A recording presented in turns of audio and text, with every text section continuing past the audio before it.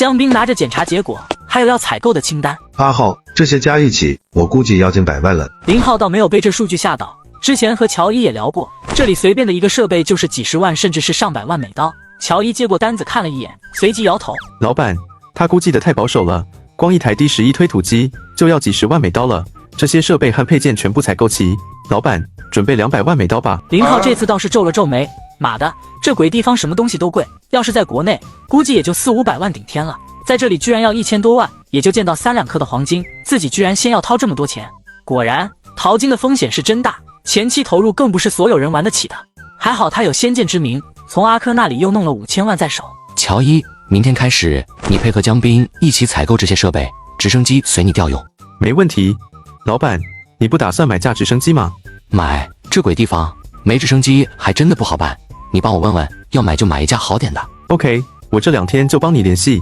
接下来2天最忙的就是江斌，真的是任劳任怨。大冷的天，手都快青了，一句不好的话都没说。林浩也发现了，每天日照的时间在慢慢的加长，说明离真正开始淘金的时间也越来越近了。第4天，江斌终于让其中一台筛洗机顺利启动了。阿浩，搞定，可以开始批量测试了。江斌的声音中也透着兴奋，他感觉他的本事在这一刻得到了施展。3天时间，不仅把筛洗机搞定了，还让原本的4台卡车里的3台能够正常的工作。接下来2天，他的工作就是把2台趴窝的推土机窜成1台。猜有多少？林浩站在小电子秤面前，大家也都围在了周边。乔伊摸了摸下巴，按照以往经验，昨天总共淘洗的土料大概在1000码左右，黄金应该在8盎司。阿诺点点头，显然是认可了这个说法。1盎司等于28克多一点。今年的黄金价格大概在20美刀左右1克，等于说1盎司是560美刀，8盎司就是4000多美刀。按照昨天的成本来算，这个价格还真的没啥利润，毕竟几台大机器都是吞油大户。吴昕在心中默算了一下，阿浩至少要有12盎司才适合开采。林浩哈哈一笑，也不再卖关子，将瓶中的黄金开始往秤上倒，很快就达到了10盎司。大家的情绪开始激动，乔伊随着电子秤的跳动，声音也越来越高的念着数据：13、15、16，最终数据停在了22.7盎司上。上帝啊，这块土地居然有这么高的含金量！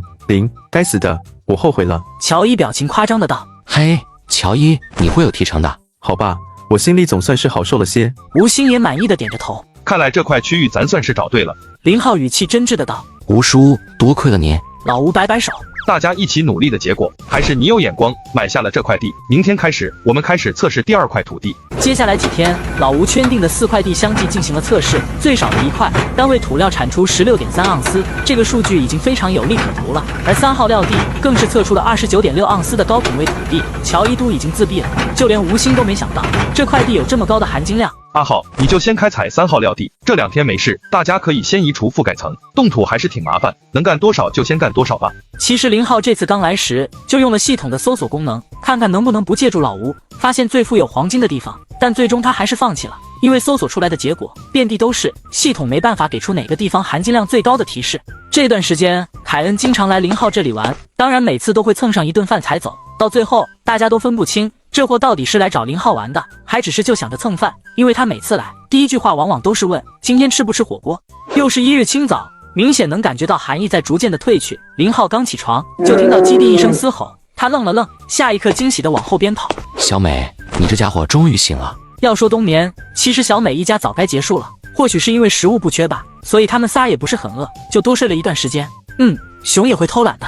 虽说食物充足，但小美还是瘦了一圈，倒是2个小家伙还是圆滚滚的。听到林浩的声音，2个小的表现得比小美更兴奋，当先迎到了近前，然后各自扒着林浩的一只腿，伸出舌头不停地舔着。起开，连牙都不刷，恶心死了。2个小家伙轻踢了一个屁股蹲，林浩这才走到小美的身前，在其头上轻拍了一下。是不是饿了？小美嘶吼一声，林浩笑了笑，走回基地，没一会从厨房扛出一条牛腿，足有上百斤重，扔到了小美的身前。吃吧，吃饱以后还得帮着巡视领地，知道了吗？李刚和阿和起床，刚好看到了这一幕，嘴张得都能吞进一只鹅蛋。阿浩，这熊也你养的？哈哈，差不多吧。我去，那么大的体格子，一屁股就能把人坐死，你不怕啊？阿和瞪大眼，没事，你小子上次又不是没有见过，小美很温顺的。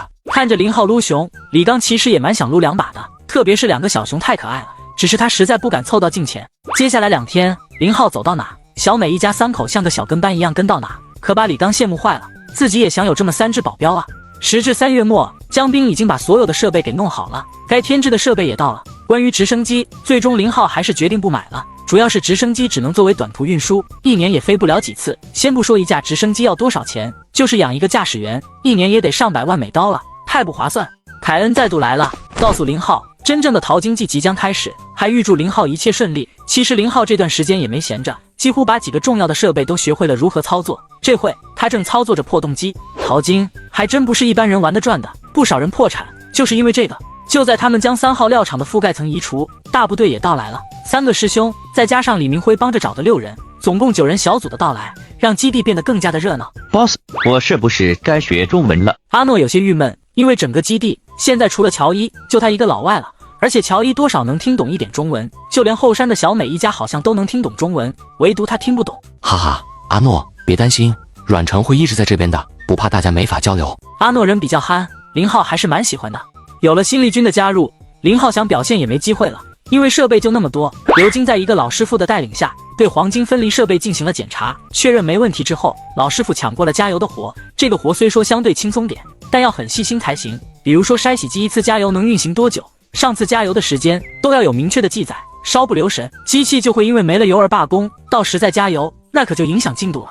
4月6日是个好天气，之前一直灰蒙蒙的天气彻底远离，清早起来，太阳就这么高悬着，有了日照，气温也在持续加升，一部分冻土融化，让整个基地有点泥泞。也就在这一天，乔伊和阿诺人手一支猎枪，对着天空连放了几枪，这是代表淘洗从这一天正式开始。2台筛洗机同时运作，不算林浩和老吴，团队还有12人，在当地算是比较大的一支淘金队伍了。原本林浩打算每天工作10个小时，就这他都感觉有点不好意思开口，但团队中一个姓朱的老师傅听说这里每年只有5个月的时间能淘金，当时就反对了。不说24小时连轴转吧，一天至少要工作14个小时。老板，别让他们太闲，人太闲就会胡思乱想，每天让他们干到倒头就睡才是最好的。伙食这块让大家吃好点。朱叔，这可比在国内累多了，大家肯定得有意见。老朱双眼一瞪，有意见来找我说，大家出来是为了赚钱的，难道是为了享受的？要享受，趁早滚回家，天天躺着，饿死拉倒。林浩自然不会把恶人都让老朱来做，当晚他就召集了所有人开会。出门在外，谁都不容易。早先我说过，除了工资之外，所有产出的10%算作大家的奖金。这2天我认真思考了一下，考虑到大家确实辛苦，所以我打算把奖励提升到15%。我也不说谁多点谁少点，包括我几个家里哥哥在内，大家全部平分。林浩说到这里，目光扫视了一圈，都从大家的脸上看到了喜意。不管怎么样，涨奖金都是好事，背井离乡，谁又不想多赚点呢？见大家听明白了，林浩这才接着道：接下来我讲的并不是强制要求，大家自己决定。我打算把每天的工作时长从10小时提升到14个小时，毕竟这里因为特殊的气候原因，每年咱只能干5个月。老板，8个小时睡觉够了，一天16个小时行了。其中一人出声表态：咋就只能干5个月？咱分下工，不行就人歇机器不歇，24小时连轴转得了。真就只有5个月，那咱9月份就回去了。大家听说只有5个月，个个郁闷不已。至于一天工作多少个小时，压根没人关心一样。这就是国人啊！只要给他们一个赚钱的机会，他们真能豁出命去。林浩微微有些感动，此刻内心已经有了决定，不管黄金能挖多少，他至少要保证这些人能带一笔丰厚的收入回家。会议结束的第2天，这帮人好像卯足了劲，效率再度提高，连续工作了10天。时间来到了4月15日，今天中午，整个基地很安静，因为所有的设备全部停了。饭后，此刻中间的桌子上一大块红布盖着，老朱笑着示意林浩揭开红布。其实从老朱的神情中，林浩就可以看得出，应该还算是可观的。他笑着一一扫过众人，然后上手猛地将红布揭开，看到桌面上多出的3盆子黄金，众人齐齐的惊呼出声。乔伊直接说了一句：上帝啊！还没称，老板你来称吧。老朱指了指旁边的一个小电子秤，桌面上放着3个淘金盆，其中2个装满了金黄色的金沙，一个只有半盆。老朱把电子秤拿过来，放了一个淘金盆在上面去皮。林浩笑着先将半盆的给称了，结果这里足有247.4盎司。这个数据一出来，再度引得一阵的欢呼。接着2盆满的数据分别是426441盎司，等于说10天的淘洗总重量是1114盎司，相当于31600克。这个数据算不算好？从乔伊的表情就可以看出来了，他不知该笑还是该哭。不过片刻也就释然了，这样的财富不属于自己。他看着林浩道：老板，你10天的收获相当于我前年1年了。林浩同样欣喜，哈哈大笑。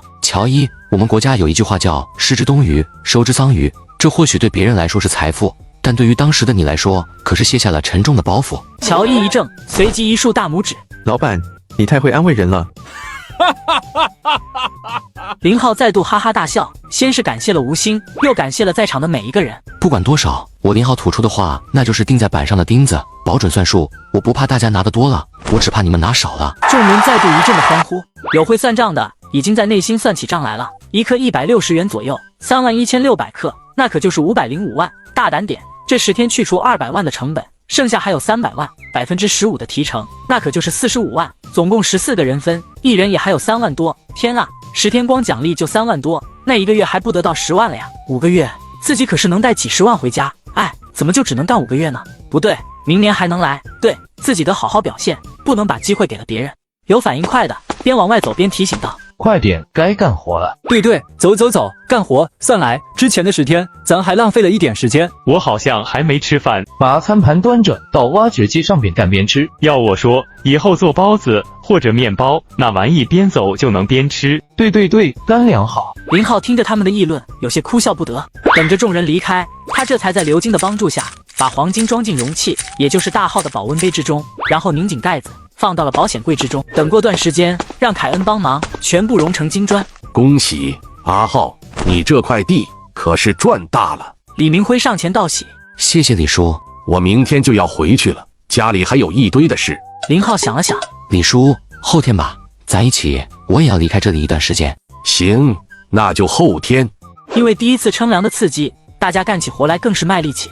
隔日一早，林浩今天要离开，但他还是有些不放心，便把吴昕和老朱叫过来，打算叮嘱一番。2位叔叔，我要出去一趟，大概1周左右的时间，我怕我走之后，他们没日没夜的干，咱为了赚钱不假，但也不能把身体熬坏了。大家健健康康的来这投奔我，回去时也定然得健健康康的。所以我的意思是，每天最多干14个小时，必须要有充足的休息和睡眠时间。吴昕微微点头，老朱更是大包大揽。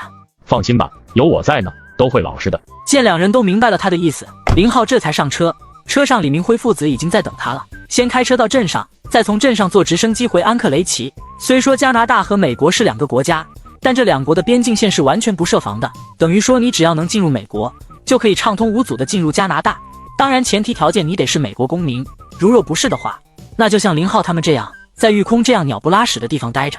见车子走远，吴昕看向老朱：“1天15个小时问题不大。”老朱摆摆手：“尽量别超过17个小时，1天睡6个小时也差不多的。”好嘛，两人压根就没打算听从林浩14个小时工作时间的禁令，大家反而认为林浩才是阻碍生产的罪魁祸首，早就盼着他离开了。在安克雷奇又待了1天，晚上将李明辉父子送上飞机，他再度来到了肯特的家里，聊了足有2-3个小时，把初步的方案给确定了。第2天，他也坐上飞机，直飞旧金山，在这里和约克碰了一个面，把目前投资的情况梳理了一番。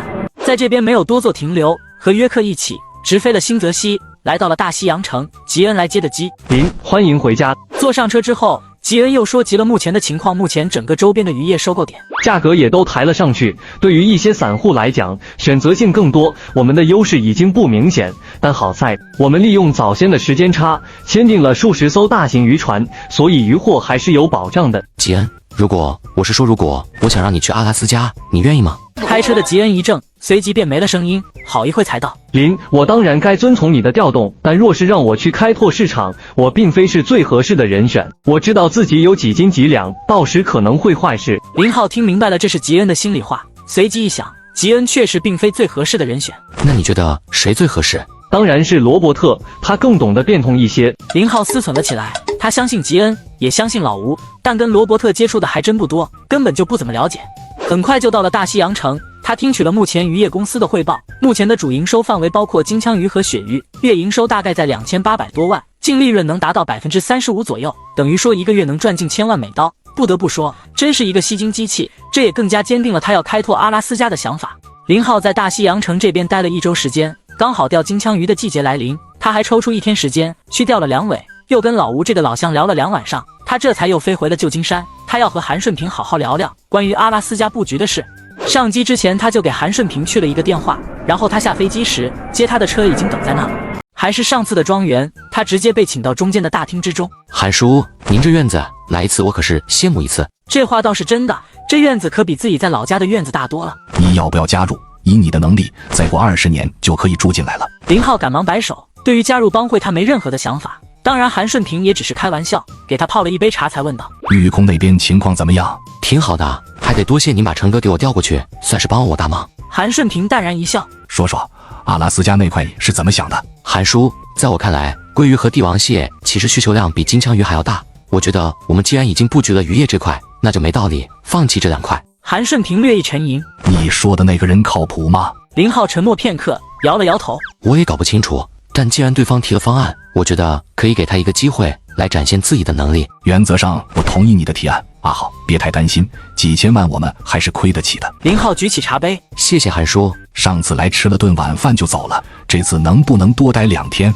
我也想啊，可是玉空那边我也不能离开太久，这个月底我还想回国一趟，国内马上休渔期，我的鱼排里还放了那么多鱼苗，我也不是很放心。你呀你要学会抓大放小了，怎么还把捕鱼看得那么重？林浩苦笑了一声，您就别训我了，我这辈子是离不开大海喽。别这么说，一辈子长着呢，你还这么年轻。陪着韩顺平聊了4个小时左右，在庄园里歇了一夜。第二天一早，他再度回到了阿拉斯加，这次他没有再联络肯特，上杆子的不是好买卖，所以他要等着肯特忍不住再度联系自己。这次因为时间不是很急，所以让乔伊联系了一辆越野车，他打算坐车回育空地区。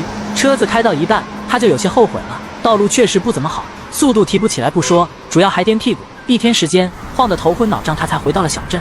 这次外出虽说没办什么事，但转了一圈，还是花了将近半个月的时间。回到基地，大家依旧在热火朝天的忙碌着。看到他回来，老吴和老朱2人对视一眼，心底都冒出一句话：捣乱的回来了。吴叔、朱叔，上一次称量的结果出来了吗？你走后机器就没停，我们想着到月底才停机一次看看。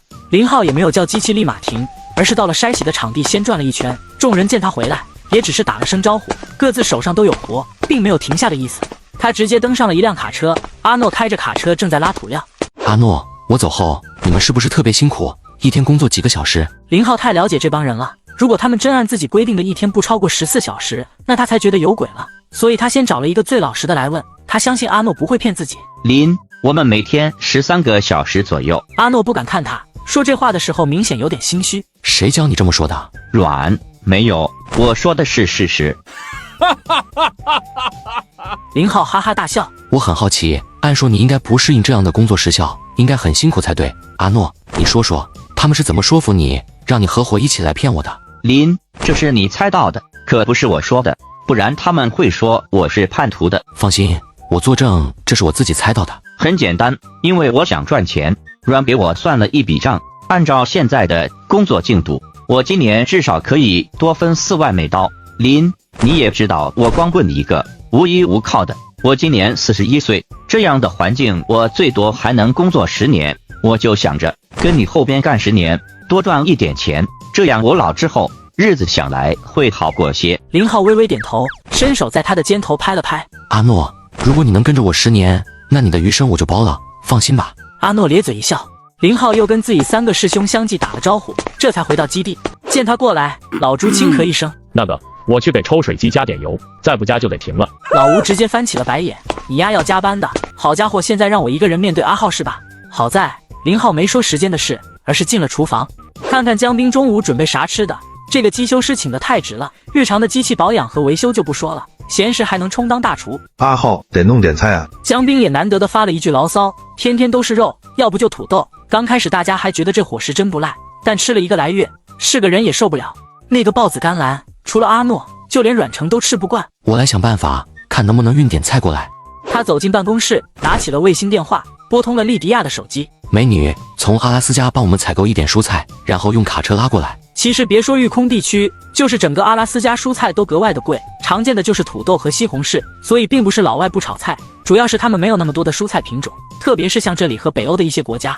第二天近午是黄金分离完成，林浩没急着单独计重，而是等到中午饭时，把所有人都召集到了一起。与上次一样，桌面被红布盖着，但从老朱和刘金的笑容，大家都知道这次肯定不差。有些人在心中已经算起了账，上次10天是1110多盎司，这次是14天，而且每天比上次又多工作了2个小时。按照这个来算的话，至少有1500盎司以上的收获。那么自己这次又能多分1万多块。阿浩，朱叔，你来公布吧。老朱呵呵一笑，轻轻地将红布给揭开了。让众人惊呼不已的是，红布下居然是5个托盘，虽然第5个托盘只有一小部分，就这也比预想中的多很多了。老朱照例把小电子秤去皮，然后挨个搬上去称了起来。一旁的刘晶负责通报：第一托盘433盎司，第二托盘431盎司，第5托盘117盎司。等到5个托盘全部称完，稍一合计，就给大家报了总数。总数是1849.3盎司，相当于52426克。众人顿时发出了一片的狼叫，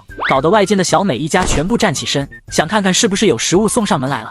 平均每克20美刀，这些就相当于105万美刀，成本最多1/3，等于说大家可支配的利润就有70万美刀。林浩对于黄金的收获是满意的，但一换算成钱，他也就没啥兴趣了。奶奶的，也就几十万美刀，估计5个月忙完，还不如标普酱2个点的。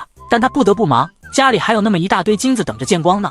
不知是谁说了一句干活了，现场的人再度一哄而散。林浩则在和吴兴商量着：吴叔，我明天打算回国一趟，这里也迈向了正轨，你要不要和我一起？毕竟老吴来前说的最多只待2个月，这都已经差不多了。没成想老吴拒绝了。阿浩，你先回去吧。我前2天发现一片黄金储备量更高的土地，暂定义为5号料地，还得考证一下。3号料地大概还有1个月就挖完了。原本计划是挖1号料地，我想着是不是先开发5号料地，覆盖层也更浅一些。老吴觉得自己拿的有点多，干的有点少，特别是和那些矿工相比，所以他想着在这里等到8月份，确认今年的料地没有问题，他这才回家。反正家里也没啥事，他儿子的手术已经做完了，目前情况也比较稳定。当晚，林浩又给所有矿工集合起来开了个会，问及大家有没有想带来的东西，等他回家后可以带。再次提醒了一句，千万不能过度疲劳。所有矿工嘴上应得痛快，但压根就没一人听得进去。在他们看来，真正影响他们进度的就是这个老板，年纪轻轻的还忒啰嗦。第2天，林浩再度离开基地回到了安克雷奇，时间已经来到了4月27日。到京城时已经是4月29日，在机场和于法科聊了2个小时，他压根没有停留，直接坐飞机飞回了家。到家已经是大晚上了。到家之后，开门的是吴婶子，见到门口是林浩，他又惊又喜。阿浩，你咋这时候回来？吃晚饭时，阿雪还在埋怨呢，说好1个月回来的，这都2个月了。吴婶就是老太太介绍来的保姆，40多岁，人不错，勤快不说，做事还特有条理，也是个要强的性子。年轻时男人生病去世，她也没想着再嫁，带着女儿过活。女儿也争气，学习上没怎么让她操心，去年考上了1本，现在在这省念大学。她一个人在家，就想着找点事来做。刚好本家说林浩要招一个保姆，她就想着来试试。本以为保姆会很难做，她也做好了受委屈的打算，没成想刚来没多少天，大家把她也当成了家里人，特别是女主人，不时还给她买衣服，甚至还把自己穿着不合适的新衣服拿给她，让她寄给她女儿试试。林浩笑了笑，婶子，还得麻烦你，家里还有吃的吗？饿惨了。吴婶上前要接林浩手中的行李，结果林浩没让，而是拎着当先进了屋。你先洗个澡歇会，我给你做饭。不用太麻烦，有剩饭炒点就行。林浩拎着箱子上了2楼，想着大半夜的陈雪应该睡了，没成想他刚上到2楼，就看见陈雪推门出来了。真是你回来了。陈雪语气很激动，随即又不满道：怎么不提前给家里来个电话？想着到家得是半夜，就没提前给你电话了。陈雪上前在他身上闻了闻，这才嫌弃道：快去洗澡，我给你拿衣服。林浩也知道自己身上脏，所以强忍着抱老婆的冲动，把身上的衣服一脱，就这么赤条条的往浴室走去。下楼之后，发现茶几上有菜有汤，他也不客气，拿起碗就吃。婶子，家里有啥事没？没，都好着呢。婶说着，然后便到了洗衣房去。吃完碗就放那，你快点上去休息。知道了。林浩嘴里包着饭，回得很含糊。没一会，陈雪换了套睡衣也下来了，看他吃得香，居然还咽了一下口水。饿了就一起吃。我不吃，我娘都说我长肉了，可不能再吃。我现在天天游1个小时的泳呢。怪不得，刚刚我感觉你体力比之前好了。又凑到近前低声道：屁股也比之前结实了一点。陈雪双眼一瞪，就没一句正经的。这次能待几天？林浩想了想，暂时不去了，等6月份吧，到时不行你陪我一起。陈雪听他这么一说，顿时喜上眉梢。第2天早饭后，他打了个电话给老爹，没一会林安国就来了。爹，中午在家吃饭吧。这段时间林浩不在家，家里就2个女人，所以林安国也有1个多月没来过新宅了。林安国笑着应了一声，看到林浩眉头又皱了起来。这回来怎么不提前说一声？也是临时决定的，大哥他们还没回来，最迟今晚肯定要回来了。今天是4月30日，明天就是休渔期了，2艘船肯定要回来了。妍姐那边还好吧？林安国也没了之前的扭捏，掏出香烟点了一根。已经有点显怀了，他老娘在照顾着，他家里没啥说的。林安国轻哼了一声。以前在林中和家过成那样，也没见他娘家人伸头说什么，现在过来照顾，我给他娘1个月2000块，他娘高兴着呢。林浩没再继续这个话题，有些人家真的不把女儿当家里人，别说这是00几年，就是10多年后，抱着这种想法的父母都还是有的。对了，那2家姓林的这段时间来找我不少次，大概是想着入股村服务公司。你说这人也真是的，早先成立的时候我们也通知了他们，是他们自己不上心的，现在又上杆子要入股，怎么想的？不等林浩表态，他又看了眼外边，再度压低声音道：林从军这段时间还在打听上次是举办钓鱼比赛的事。林浩眉头一皱，他怎么知道的？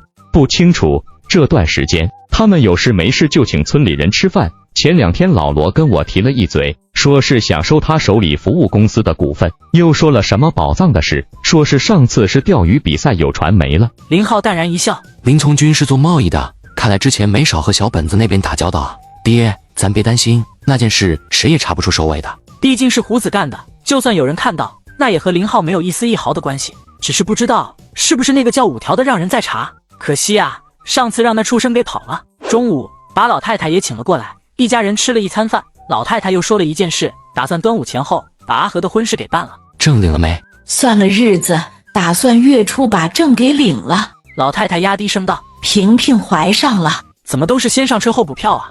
阿和这样，自己老子也这样，也算是好事，反正老太太高兴着呢。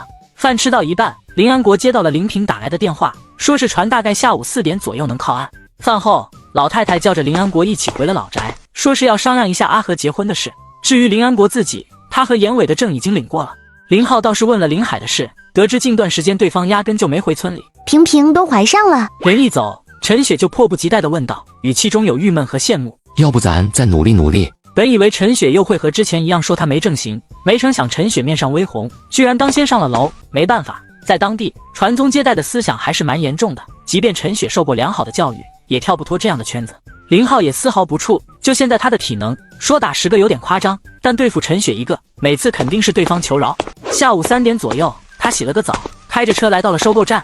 看到他现身，陈东也愣了愣。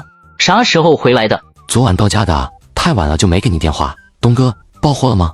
报了，还不错。陈东笑着将一张单子递给了他，单子上是2艘船这次粗估的收获情况，看了一眼，确实还不错，零零总总有30多吨的海货。美国那边怎么样？我不在美国，我在加拿大，还不错。加拿大不是美国的吗？陈东愕然地问道。林浩愣了愣，当然不，好吧，东哥，你说的没毛病。两人玩笑了几句，林浩又上去和陈父陈母打了招呼。爹，这段时间感觉咋样？我和你娘几乎都算好了。前2天我还给你师傅去了个电话，他说最好明年再去住一段时间，我想着明年春天再去。行啊，到时要有时间咱一起。光从气色上就能看出，陈父确实比以前要强上不少，陈母更是发生了翻天覆地的变化。原来他一直有点不健康的白，嘴唇是青色的，现在面上红润润的，精神也比之前好了太多。所以现在不仅每月林浩给冠里打钱，陈东现在也打，每个月5万块，雷打不动的。明天你没事吧？没事。那正好，明天过来咱把这2个月的账算一下，钱我都打给阿雪了，账总得核对一下。你和你妹妹算，东哥，我还有其他事。你不是说你没事吗？林浩赶忙摆手，算账的事你找阿雪，我明天要去鱼排看看，自从放了鱼苗，我还没看过呢。两人边说边往码头走，被叫来卸货的帮工已经到了，等了差不多半个小时，远处显露了自家船的身影，2艘船一前一后的靠了岸。大家发现林浩也在，个个颇为高兴的上前打招呼。阿浩啥时候回的？阿浩，老美那边情况还好吧？林浩笑着一一回复，也懒得再解释自己是在加拿大，不是老美呢。等下忙完，大家回去好好休息，明天晚上到我家吃饭。因为接下来是休渔期，有些事他需要安排一下的。林平将他拉到了一边。阿浩，过几天那边的燕窝该去割一次了。说好的1年1割，每年都会借助休渔期，用家里的小船，加上阿和3兄弟一起去的。再过几天不急，我要先去一趟夏市，刚好割完，你带到夏市去卖。林浩苦笑，没想到自己大哥这么急。行吧，那就后天去割。林平转身又去帮着卸货了。林浩没有上前帮忙，跟众人挨个打了声招呼后，他跟陈东又回到了收购站，帮着称货卖货呢。第2天上午9点多，等到阿和睡好觉，林浩这才开着小船，2人一起出发往淡水岛。哥，燕窝的事，阿平哥和你说了吗？说了，明天我们带上工具去采吧。阿和躺在甲板上，虽说昨晚睡了10几个小时，但还是没有完全歇过来，这会身上懒懒的。哥，下次去美国还要带上我啊。行啊，下个月你结完婚，等我去的时候你跟着一起，其实也没啥，跟国内也差不多。阿和轻哦一声，等了一会，居然传来了轻微的鼾声。林浩笑了笑，等到了淡水岛才将他叫醒，看到来接他的老秦，林浩大惊：老秦，你这是刚出月子啊？不怪他吃惊，原先大肚子的老秦，现在居然变成了精神大叔。老秦哈哈大笑，手在腰间掐了掐。阿浩，多亏了王先生的话，我这2个月可是甩了20多斤的肉。别说了，人真是轻松，头再也不昏胀了，就连人也精神了很多，不像之前动不动就犯困。下午5点左右，林浩回到了村码头，今晚约着船工们来家里吃饭，虽然不用他下厨忙，但也要早点回来招呼人。阿浩，家里的啤酒没了。陈雪检查完晚上要用的东西，林浩轻哦一声，掏出手机拨给了阿和。来的时候从老朱家小卖部搬几箱啤酒。挂了电话，恰好赖高老婆来了。阿浩，你高哥让我过来帮帮忙。麻烦你了，嫂子。不麻烦，老两家的在给那几个工人忙晚饭，暂时过不来。林浩笑着应了一声，看来这个月是轮到林老两家给加工厂做饭，他在家里也帮不上啥忙，索性起身来到了大哥家。林平正在收拾东西。大哥，你忙什么？今天没事，把之前淼淼用的学步车啥的掏出来洗洗，有的还得修一下，豆豆用得上。小阿明的乳名叫豆豆，是夏蓉自己起的。小叔，小叔，我想你了。淼淼听到他的声音，赶忙从房间窜了出来。林浩同样高兴，一把将淼淼给抱起，举了个高高，逗得小丫头咯咯直乐。下午我把家里的筐沟理了一下，明天咱先去放起筐沟子，晚一点我去东哥那拿几斤活虾当饵。林平一边敲敲打打，一边说着明天的安排。咱仨有快1年没有单独出海了吧？林浩说着，脑海中不上浮现前年3人的情况，那时候一天收获个3、2千都高兴的不行。林平似乎也想到了那时的情景，咧嘴一笑。以后我估计机会会越来越少的。淼淼很乖，两人说话时不哭也不闹，等两人说完，他才道：小叔，我弟弟把巴巴拉在了身上，好臭。你小时候也一样，还抓自己拉的往嘴里塞呢。夏蓉刚好听到，没好气的对了一句。淼淼对着他老娘吐了吐舌头，然后赶忙对林浩道：小叔快跑。林浩还没反应过来，夏蓉就一下把淼淼扯了下去，对着屁股就是好几下。再给我扮鬼脸试试，也不知道跟谁学的。夏蓉又骂了2句，里面传来小阿明的哭声，他才进屋。他一走，淼淼手才摸向自己的小屁股。小叔，跑跑，打疼。林浩哭笑不得，将小丫头再度抱起来。以后要听阿娘的话，知道吗？我听爹的，我听小叔的。好吗？就是不听你娘的是吧？不过从刚刚的表现来看，林浩发现这小丫头其实也很要强，难说好坏，但得正确的引导。有大心胸时，要强就是优点，爱钻牛角尖可不行。我估计猫哥他们快到了，你还是先回去吧，我等下就过来。林浩轻嗯一声，也没放下小丫头，抱着往新宅走。我们去看你小婶好不好？小婶好，小婶最好了。刚好阿远从外边跑回来，听到这句话，顿时轻切一声：小马屁精。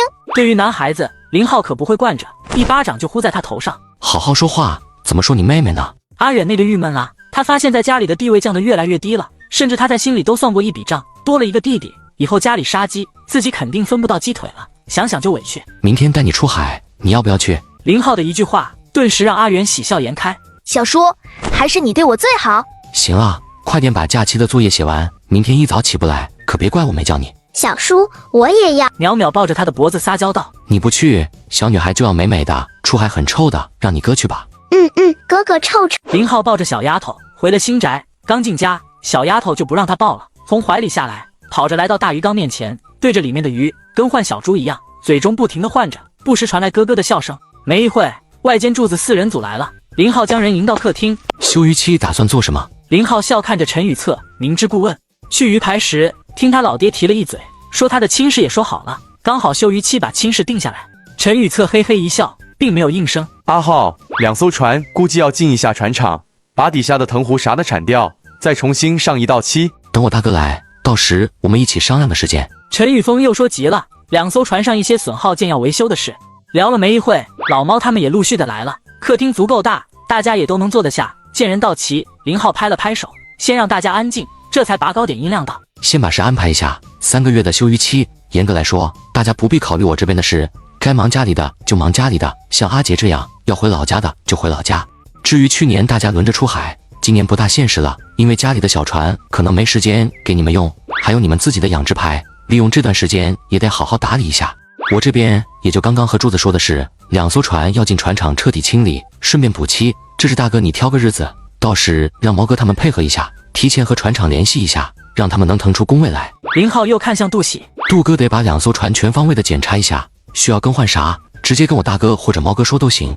好了，接下来3个月大家就好好的休息，今年6、7月份到时会组织一次集体旅游。去年咱去的是京城，今年你们想去哪儿？给大家1周时间考虑，到时把想去的地方报给阿和，咱少数服从多数。林浩又说了一些其他事，大家也相继着进行补充。差不多半个小时会议结束，大家转到餐厅，楼上能休息，所以今晚大家谁也不用流量，来干杯。大家可没有老板和员工的芥蒂，在船上时大家都是船工，林浩也不例外，所以酒宴刚开始就达到了高潮，从6点一直喝到了晚上9点多。喝完之后，一部分人直接去了 K 歌房，老猫则跟杜喜还有林平把牌局给支了起来。林浩今天高兴，也陪着打了一会，主要是想着放点水出去。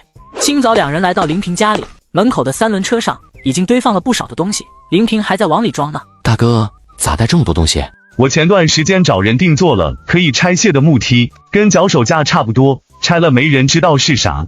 喷壶带了吗？带了3个，头灯我也全部带上了，还专门把2艘船上的刀具拿回来了。吃的呢？你嫂子一早起来炒的蛋炒饭，我带了紫菜和鸡蛋，等到船上打个汤就行。林平真的很细心，不仅把采燕窝的东西安排好了，还把几筐排钩也带上了。按他的说法，一方面是采燕窝的时间不能浪费，排钩能抓点就抓点货，另一方面也可以打掩护，不然一艘船出去啥事也不干，难免让碰面的船只怀疑的。小叔你真懒，还有何叔更懒。阿远帮他老爹装着东西，看到2人没好气道，再啰嗦你就留家里吧。阿远浑身吓得一哆嗦，小叔我知道你是干大事的，这种搬搬抬抬的小事我来干就行了。这马屁拍得不错。一切准备好，林平骑着3轮车带着阿和先去，林浩则带着阿远在后边慢慢走，走到老朱家的小卖部，还买了几罐子啤酒，还有一大瓶饮料。到了船上之后，直接扔进冰柜里。虽说也才5月头，但本地已经很热了，再加海上的紫外线本就强，很晒的。林浩开着船对阿和还有大哥道，给1个多小时，你们先眯一会吧。他昨晚睡得早，不到12点就睡了，大哥估计打牌打到了2点多，阿和跟阿策他们唱歌估计也到2、3点钟，2人也不矫情，刚好早上不怎么晒，再有微微的海风一吹，正舒服着呢。小叔我不困，我陪你。林浩笑着指了指冰柜，要喝饮料自己拿，今天出海你可以喝，平时在家里可不行。别说阿远不能随便喝饮料，就是淼淼现在那些乳酸饮料也给戒了，倒是可以喝点酸奶。阿远，今天不管看到啥都不准说出去，懂吗？我知道，去年你们回来弄了好多燕窝，当时你就跟我说过了，今天出来前我爹娘也交代过。这孩子比想象中更懂事，这也是为何愿意带他来的原因。等一下，你跟你和叔在外边钓鱼。小叔，我能进里面看看吗？不行，里边有一条甬道得往上爬，非常的湿滑，一个不小心就得磕得头破血流。2人有一搭没一搭的聊着，到了地方，林浩没有第一时间停船，而是开着船顺着岛边转了一大圈，确定周围没有其他渔船在作业，他这才暗松了一口气，叫醒大哥跟阿和，来到岛的正面，打算先将排钩放下去。我来放，我来放。急什么？饵还没挂呢。到达位置后，林平开始解船边绑着的泡沫筏，林浩则在叮嘱阿和，万一有船靠过来，你就说带侄子出来钓鱼的，下午就回去。哥，你就放心吧，我知道该咋说。林浩又叮嘱了一句阿远，要听你和叔的话，老实在船上钓鱼，不然以后就别想跟船出海了。知道了，小叔。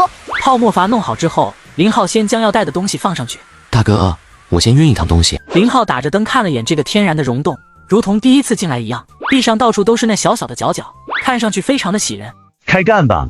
这次准备的更充分，来到一个燕窝的面前，先用喷壶给它喷上少量的水，然后用刀快速的一割，一个完整的燕窝就下来了。林浩也开干，这活同样枯燥，但如果你干着时，嘴上数着数据就会好很多。10块、20块、50块、80块，小锤40，大锤80。数着气势果然不一样。林平没好气的斜睨他一眼，都结婚了，怎么还像个小孩子？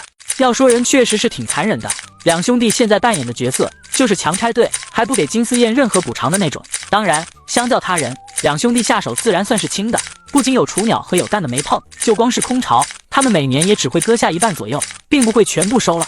林浩还打算找人帮着把燕窝处理好，他这次打算留个几斤，给家里人吃，特别像自己嫂子这样刚出月子的，还有阿雪马上要是怀孕，常吃燕窝都会有好处的。林浩抬手看了一眼表，他们大概是近9点进来的，这会已经中午了。两人加一起踩了大概有个1蛇皮带，剩下的会比较麻烦些，因为要踩梯子踩。至于更高的顶部一些，两人就不打算踩了。大哥，先出去吃点东西吧。林平活动了一下2只胳膊，老是举着也是很累的。行，我来背吧。你先走，我来背。林浩现在的身体素质，这点分量根本没有感觉。见两人上船，阿和松了一口气，开始将带来的吃的拿出来。两人简单的洗漱一番，林浩就忙着煮汤。这活也就他会干，大哥跟阿和也不是干不了，但两人煮的汤要么淡要么就咸了，根本就掌握不好盐口。阿元猛灌了一口饮料，打了个嗝后，这才兴奋地说道：爹，我钓了2条鱼。阿远今天运气好，钓了1条3斤多的石雕。行啊，快点吃饭，吃完要是困了就在船上睡一会，我们要到傍晚才回去。小叔，这个燕窝能吃吗？阿远看了一眼袋子，好奇地问道。这样不行，杂质太多了，得找人把杂质和羽毛给挑了。吃完饭，阿和提议道：平哥，等下我跟我哥进去吧，你陪阿远在外边歇会。也行，大哥，你就在外边歇会，我带阿和进去一样的。林平见林浩也这么说，这才微微点头。也别太晚，我们干到4点钟，没踩完的就不踩了。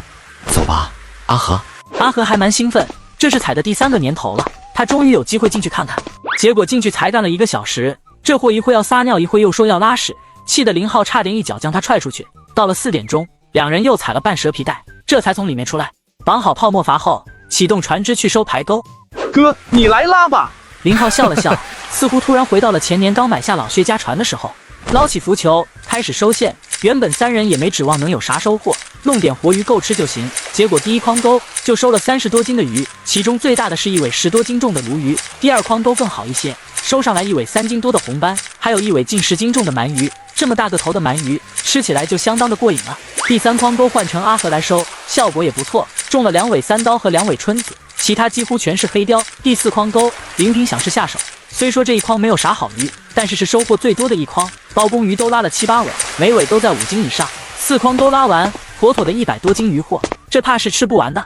林平开着船，林浩则拿着抄网在分鱼，鳗鱼留下来自己吃，还有2尾3刀清蒸着也不错。19公留几尾大个的，用来炖汤。阿和，剩下的你送给你丈人吧，是卖是给随便你。不用，我丈人已经不收鱼了。那他现在干啥？他准备开一个干货厂，按你之前说的，给天浩提供原料，已经和玉哥签了购销合同。那也还不错。林浩又看了眼活舱里的鱼，那你多挑一点，送点给平平家，剩下的我送到镇上收购站吧。回到家里，林平已经将燕窝给晾了起来，明天带走。卖掉大半，留小半我找人给清理好，自家留着用。嫂子、阿雪还有妍姐那边都能用得着。那明天一早我帮你装好。一早，陈雪将她要穿的衣服给拿到了床头。今天你穿这一身，没必要太正式，就是朋友见面。你这一套跟我身上的这一套很搭。好吧，女人考虑的真多。没错，今天去下市，林浩让陈雪跟着一起，反正也没多少正事。跟前年可不同，当时林浩连驾证都没有，两人只能是坐班车去，今年自然是开车。将车开到大哥家门口，林平将2袋子燕窝放进了后备箱，带着阿雪一起，你开车慢点。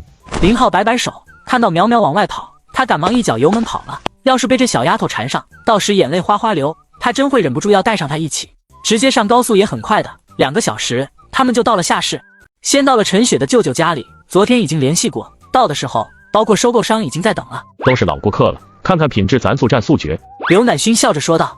收购商姓杨，林浩第一次来，其中1半的燕窝就是对方收走的。这回将燕窝倒出仔细看了看，品质和往年一样，没啥问题。阿浩，我知道你们这是找到窝子采的，其实1年可以采2茬的。林浩笑笑岔开话题，杨叔，还得麻烦您一下。有话直说。我想留个几斤，但我不会处理，让别人帮我处理我又不放心，您看能不能帮帮忙？您放心，多少手工费您开个口就行。多大点事？你找我老杨是对我的信任，不过这清理确实挺麻烦，10抽1你看行不？林浩一点犹豫都没有。那就留10斤湿的吧，您帮我烘好给我。所谓的10抽1，就是处理的价格不提了，处理10斤燕窝收1斤的手续费，这个价格难说高低，主要是双方是长期合作，想来老杨不会动手脚。去除留下来的，剩下的过秤总共43斤7两，价格相较前年有所上升，1克40块的样子。这些总共卖了80多万，付了钱，老杨本想做东，但林浩借口中午有事，老杨便不再留。他一走，林浩又看向刘乃勋：“舅舅，等杨总弄好之后，你留点让舅母没事炖着吃，反正阿雪也用不了这么多。”这个到时再说，中午真有事。舅舅，今天约了朋友，下午还得回去，中午就不在这吃了。听林浩这么说，刘乃勋有点遗憾，他还是蛮喜欢这小子的，反正几次见面，对其的印象一直很不错。真有事我就不留你了，等老杨把弄好的燕窝拿过来，到时我让你弟给你送过去，你就不用跑了。谢谢舅舅。刘乃勋又想起一事：阿浩，听我姐说，龙虎山的老神仙能治好我家的遗传病是吧？不等林浩回复，他又指着心脏道：我这偶尔也不得劲，去医院体检又说没啥毛病。舅舅，你要是感觉很不舒服，要不就近期抽时间过去，我会给我师傅打电话说一声的。要是没多大的事，明年年初跟着阿雪爹娘一起去也行。那我就等年初吧。又聊了一会，眼瞅着时间差不多了，林浩这才提出告辞，跟陈雪两人又马不停蹄地来到了船厂。在船厂里吃的午饭，也得到了一个相对确切的时间点，明年5、6月份，没意外的话，大船可以交付。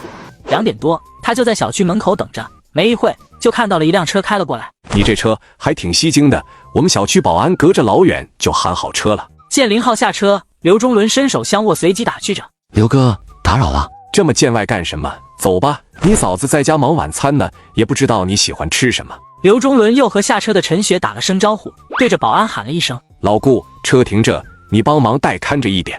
走吧，这是老小区，里面更不好停车。我可没客气，没看我都空着手吗？今天他是来求刘忠伦办事的，如果带着手办，那就算是利益交换了，并不是很好。空着手则表示今天来看的是情谊，而不是利益。刘忠伦更高兴，没带就对了。早先送来的人参，你嫂子还说太贵重，要你今天走时带回去呢。你要这么说，我可现在就走了。行了，快点回家。说笑着进了家。刘忠伦老婆见到陈雪也颇为高兴，拉着就聊个没完。嫂子，我帮你。行，我俩一起摘菜，我们聊我们的。刘忠伦家里也有一个功夫茶几，两人坐到边上，刘忠伦开始泡茶。你是无事不登三宝殿，先说正事。林浩笑了笑，刘哥，我在加拿大缺了快递淘金。听他这么一句，刘忠伦瞪大眼，老弟，你这不得了啊，生意都玩到加拿大了。小打小闹。刘哥，你是海关的，那边的黄金我打算运回国内，就问问这其中有啥难度吗？阿浩，为什么不在当地处理掉，现金转回国内要方便很多啊？刘哥，我对黄金的价值很看好，就想着囤一批，但你也知道，把黄金囤在国外，谁知道两国关系未来是啥走向？我毕竟不是那边的人，到时万一有个风吹草动，可就难办了。所以就想着把黄金运回国内储存。刘忠伦犹豫了一番，还是摇头。阿浩，你恐怕不了解关税。个人进关黄金的话，若是少量的首饰类，一般是5%的关税；但要是达到50克以上的纯黄金，那可是20%的关税。当然也有专供贸易使用的金砖金条免税，但你这要办这样的手续，可能会比较麻烦。林浩瞪大眼，他想到需要关税，但没想到关税居然这么夸张，2成啊！所以我觉得，你要是看好黄金，还是在国外把黄金卖掉，然后到国内再买，这样损失会小很多。林浩挠了挠头，但这么操作，自己埋在地下的那些怎么见光呢？心思电转之下，他还是点头道：我认可20%的关税，就当给国家做贡献了。这一刻他真是这么想的，反正自己从海底捞的，交2成的税也没什么。刘忠伦愕然，随即一竖拇指：你这格局没得说，怪不得有气魄，一口气捐1个多亿呢。先声明，我可不会帮你瞒报重量。刘哥，我这人做事就图个心安，我不仅不要你瞒报重量，还希望你多报一些。那也没必要。我说真的，如果我运100公斤的黄金，100公斤的铜，能按200公斤的黄金报关吗？你这是为……刘哥，这就是兄弟让你帮的忙，你就说能不能办吧。刘忠伦瞪大眼，他想过无数种可能，但也没想明白是这么一个忙。这种操作虽说违规，但并没有损害国家的利益，倒也不是不能帮，但他就是不理解，因为啥呀？我要问你原因，你肯定不会说吧？林浩笑了笑，说实话，这么大一批黄金，我在美国那里收现很多，如果贸然运回国内，肯定行不通。所以我想着把黄金掺在铜内，但这样在国内过关肯定过不了，索性我就和你托底了。我主要就是为了运黄金。刘忠伦突然有点感动，阿浩为了运点黄金回国，那可是煞费苦心啊，不惜牺牲自己的利益。那美国那边的关口，那是资本主义国家，只要愿意花钱，就没啥办不到的。行，这个忙我帮了。林浩心中暗松一口气，有点愧疚骗了刘忠伦，但这也是没法子的事。国内地下的黄金要洗白，只能采用这样的办法。当然这个办法，他也付出了相对应的税额，那可不是一笔小数字。你们聊好了没？能吃饭喽？今晚不准走，我俩好好喝一杯。事情谈好，林浩也放松下来。行啊，那我可就舍命陪君子了。不用你舍命，舍得喂就行。两人哈哈大笑。桌上的菜还算蛮丰盛的，其中一半是熟食。刘忠伦老婆笑着道：“知道你是海鲜大王，平时那些吃的不少，我可就没怎么买海鲜，可不是嫂子小气。”嫂子，您这话说的我都不知该怎么接了。越家常我越喜欢，说明你没把我俩当外人。林浩说着就不客气地夹了一块鸭肉，尝了一口，一竖大拇指。这江鸭烧的太好了，嫂子，你这水平可比我饭店里的大厨还要高呢。这话我爱听，你可以多说几句。刘忠伦哈哈大笑，一个敢夸，一个敢领，还真都是不客气的。快点趁热多吃点。又拿过酒瓶，开始给林浩倒酒。弟妹也喝点。我们喝红的，不用你俩操心。当晚，刘忠伦就在附近给两人开的酒店，毕竟他的房子是单位分的，有点小，怕两人在家里住不习惯。在酒店1楼的休闲吧，两人又聊了近2个小时。大概什么时候能回来？林浩明白他问的是黄金，心中计算了一番，10月份差不多。对了，刘哥，一次回来多少比较合适？刘忠伦掏出香烟，见林浩摆手，自己便点了一支。阿浩，这么大一笔黄金回来，还会有其他部门会注意的。银行那边我来打招呼吧。你有多少？我那边产量还不错，1个月怎么说也有200公斤，5个月时间能凑齐1吨吧。太多了，别一次性运输，分3次吧。林浩点点头，他所报的数量已经翻了1倍，分3次，他就可以掺杂半数的铜。看来还得分2年才能将地下的黄金洗白。这么多黄金回来，你就一直储存着？对啊，我没打算做黄金生意，等到合适的机会，我直接出手就行了。大额储备还是需要报备的，你注意，千万别不小心踩了线。谢谢刘哥，我明白的。刘忠伦摆摆手，不说这些了，你这捐了1个多亿，就没几张开幕式的票。林浩咧嘴一笑，行啊，等我过段时间去京城找人要，到时给你留3张。哈哈，够兄弟。又聊了一会，刘忠伦才走，还提醒他明天一早自己过来，一起吃过早餐再离开。回到家，刘忠伦老婆便问及林浩这次来的目的，刘忠伦也不隐瞒，将事情原本的给说了。我有点想不通，我相信阿浩有大爱之心，但如果只是想捐点税，可以走正规渠道啊，完全不必这样做，让我也担上一定的责任，这并非他处事的原则才对。他老婆倒是一直默不作声，听着自己男人半天分析不出原因来。按你说的，阿浩这次的请求其实不仅有点让你难做，其实他本心也不希望你这么做，对不对？刘忠伦点头，我可以感受到他在开口之前的为难。那个商量室呢？今天太累了，一点用都没有。想什么呢？我突然想到一种可能。什么？我听说大海里有不少的宝藏，你说有没有一种可能性，阿浩碰到了宝藏，然后里面有不少的黄金，需要洗白上岸。刘忠伦面上表情一变再变，好一会才轻嗤一声，哪有那么多的黄金？近海国家的探测队每年都会筛几遍，你就会瞎想。行了，睡觉。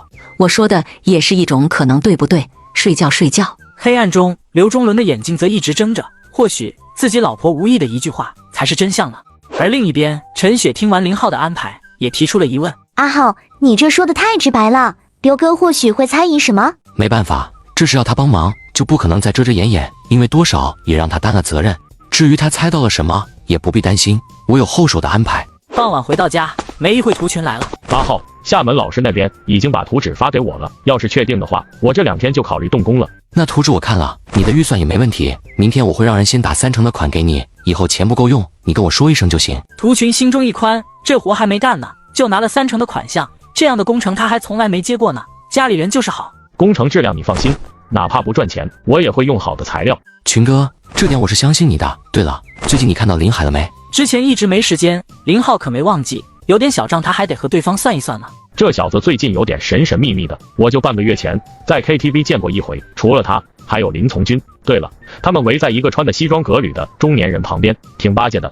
那中年人我没见过，要我把人挖出来不？林浩摆摆手，我就随口一问，你忙你的就行。等到图群离开后，林浩掏出手机拨通了一个号码。林哥，上次说吃饭，我这边一直忙得没时间，你看看啥时候有时间，我做东湘味。行，那就定那里，明天晚上。好的。挂了电话，林浩笑了笑，不管对方想玩什么，他都打算破坏一下。原因很简单，林从军有可能是在帮5条做事。他迈着步来到了老罗家里。阿浩，不是说你去夏市看船了吗？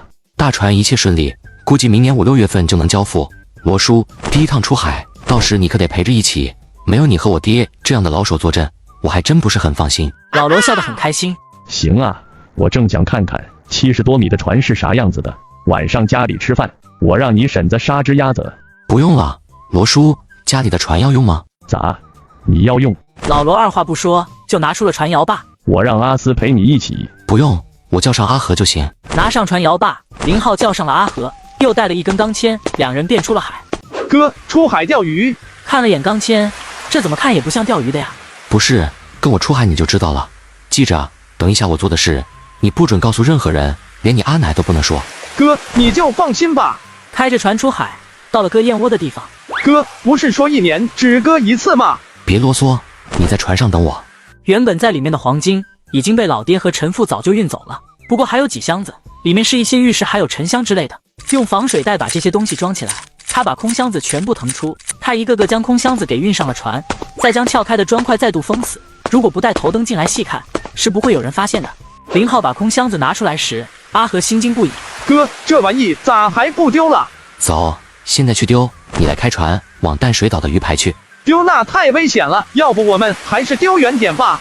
听我的就行，快点弄，弄完我们回家。阿和没办法，只得开船。两人到了鱼排后，这次林浩没有上鱼排，而是在紧邻鱼排的东南角，将这几个箱子给抛进了水里。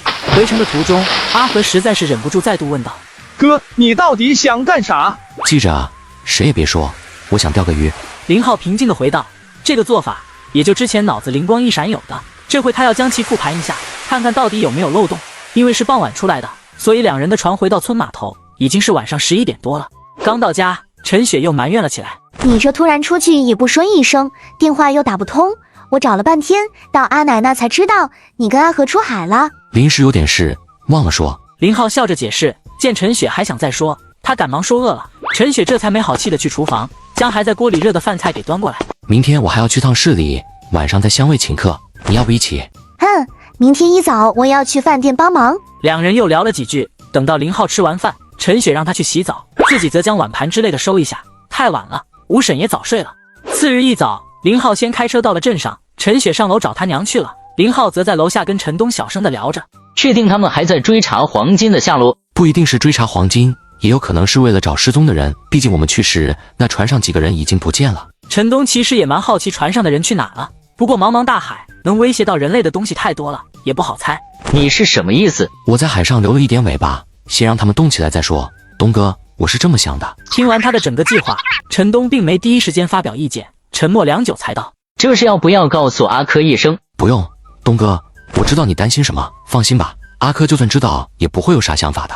陈东还待再说，刚好此时有人进来买鱼，两人便停止了话题。林浩对着楼上喊了声陈雪，等他下来后，两人便告辞出发往市里。到了市里，先将陈雪送到了饭店，他则去了叶总的鞋厂。不仅陈刘两位也在，就连乾坤也赶了过来。阿浩，情况大概就是这么一个情况。叶总将近期发生的事给说了。这段时间有人一直在和他们谈收购他们手中水上游乐园以及游艇项目的股份。对方溢价多少？我感觉他们主要是为了水上游乐园，溢价快近80%了。陈总回了一句。林浩的目光扫过他们，那你们的意思呢？老叶大笑着摆了摆手。别以为我们就会见钱眼开，长线利益和一锤子买卖，咱还是能分得清的。况且当时我们愿意投资，是因为你说了一句肯定有利可图，难道现在我们不信你，去信别人？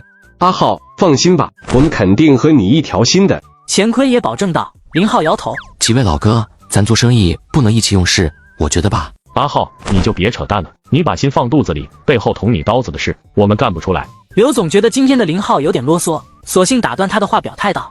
林浩笑了笑，行，那咱就不提利益，只说情义。几位老哥放心，我说咱赚钱的买卖在后边，就一定在后边。几人哪怕反水，其实对林浩的影响也不会很大，但几人此刻的态度还是让他心中暖暖的。这种情况，他不介意带着他们走得更远一点。我打算成立一个投资公司，未来主投方向就是新能源、高科技和物流3块。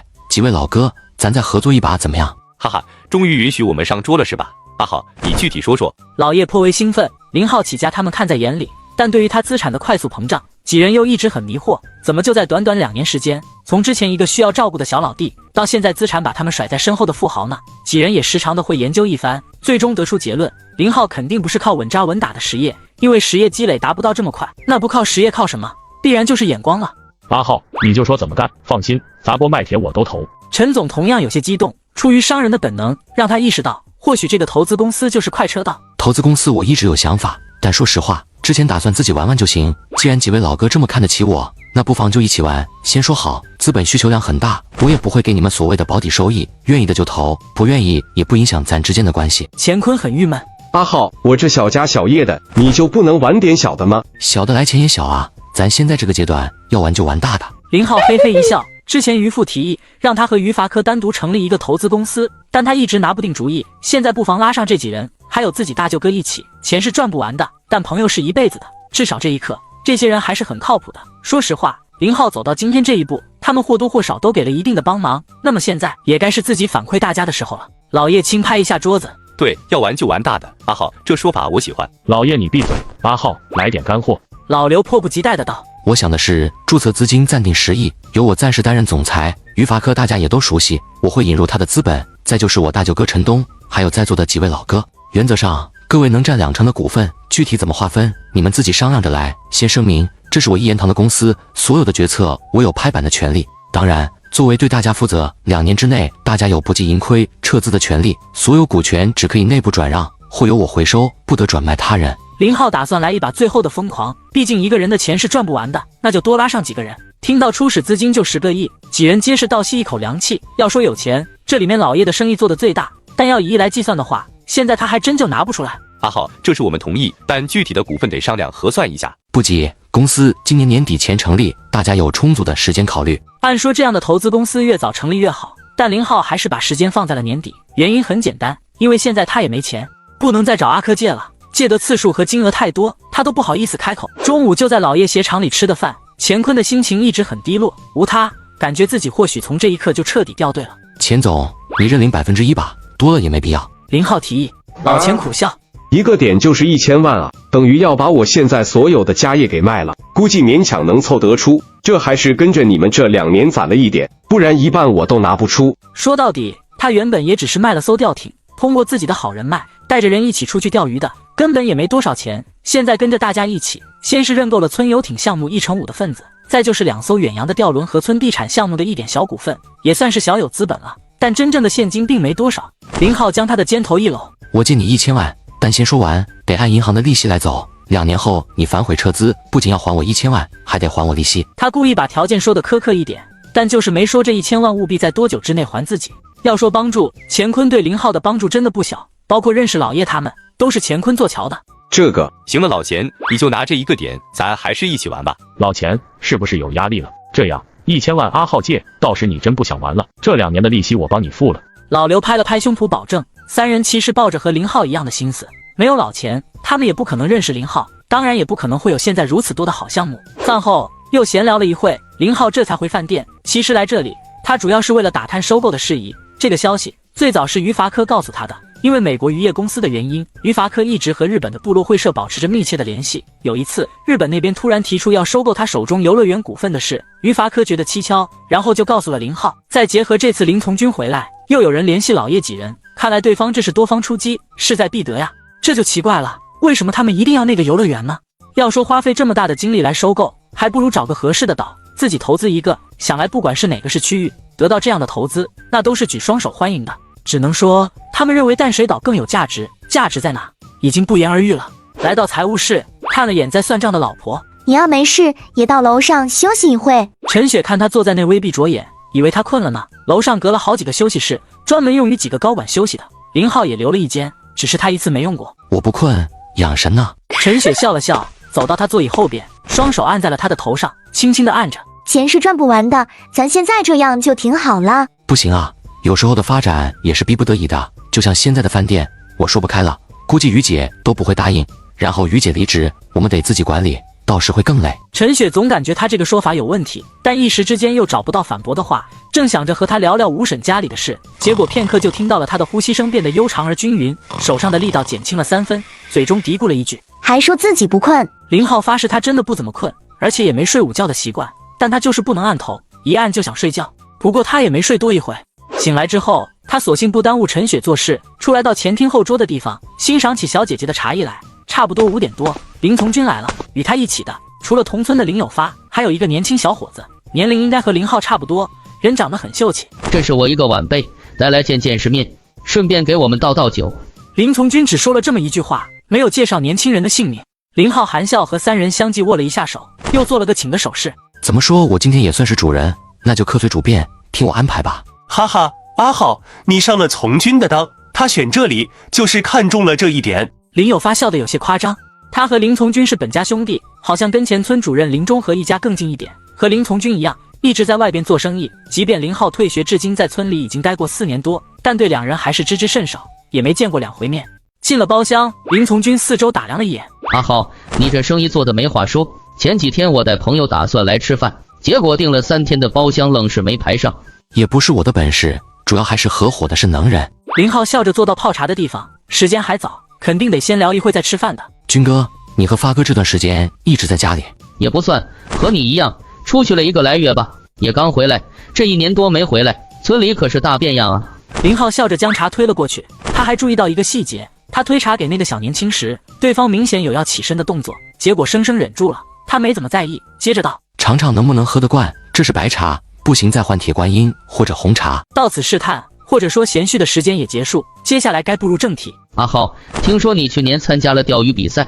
林浩很显然的愣了愣，随即有点猛的点了点头。参加了。听说你在船捕时拿的名次很好，钓鱼比赛前半场也很不错，最后怎么弃权了呢？军哥，你咋这么清楚？我记得去年你没回来参加呀。林浩颇为不解地问了一句。林从军一时语塞，旁边的林有发赶忙打了个哈哈道：我也听说了，听谁说着来，看我这记性，还真给忘了。不过倒真是好奇，当时听说奖金很高，你咋就放弃了呢？哦，也没什么，就是突然感觉没意思。你们也知道的，我也不差那点钱，几百万而已。突然的一句装逼，差点让两人吐血，但两人却是早已知道真相。见林浩越是不好好回复，在两人看来，他就越有鬼。林从军和林有发对视一眼，又极快地和旁边坐着的年轻人交换了一下眼神。阿浩，听说你们那次比赛还有一艘船失踪了。林浩故作镇定：有吗？我还真没听说过，这么大事怎么新闻也没报呢？他矢口否认，这话有点假，因为当时虽说没报道，但动静还是闹得蛮大，又是打捞，又是直升机搜寻的，他是海边不可能没听说。但这一刻他表现得好像真不知道一样。哈哈，我们也是道听途说。林有发再度打了个哈哈。林浩暗松了一口气，扭头对旁边的年轻人笑了笑，因为那个年轻人的余光一直在注视他的一举一动。来，喝茶。他又用分茶器给三人的杯子给倒满。阿浩，我和你发哥打算回来发展，村子现在大有可为，我对游乐园很感兴趣。说实话，之前你不在家，我们也安排人和几个股东接触了一下，包括村子这边村服务公司。你现在是总经理，但你现在又是国内又是国外的，估计也忙不过来。我跟你发哥就想着帮你减减担子。林浩愕然：军哥，游乐园的造价可不低，据我了解，你和发哥目前不一定能抽出这么多的资金吧？说白了就是瞧不上两人，明着说两人的资本不足。林有发干笑了一声：我们有自己的渠道，资金这块倒不是很担心。哈哈，差不多到了饭点，我们先吃饭。吃饭的过程，年轻人果然担起了倒酒服务的角色，还别说，像是经过训练的一样，比自己家的服务员还专业。林浩看着他打趣道：你这晚辈不错，要不到我饭店来当个主管吧？这形象也蛮合适。哈哈，蒙林总看得起，那可是他的造化，不过这事得和他家里人商量一下。我就随口一说。来，军哥发哥，欢迎你们回来支持家乡发展，走一个。阿浩，我们也是村里人，你可得给我们这个表现的机会啊。哈哈，吃菜，这鸡是饭店的特色。四人边吃边聊，都是见多识广的，一时之间餐桌的氛围很不错。差不多1个多小时，正餐结束，再度上茶时，林从军重启话题：阿浩，游乐园的情况，你给个意见。哈哈，我能给什么意见？我虽然是村服务公司的总经理，但村里也只占了个小股份，大头可是在本地几个老板和京城余家的手上。我们都打听过了，这局嘛是你促成的，多少能左右一些他们的想法，要不？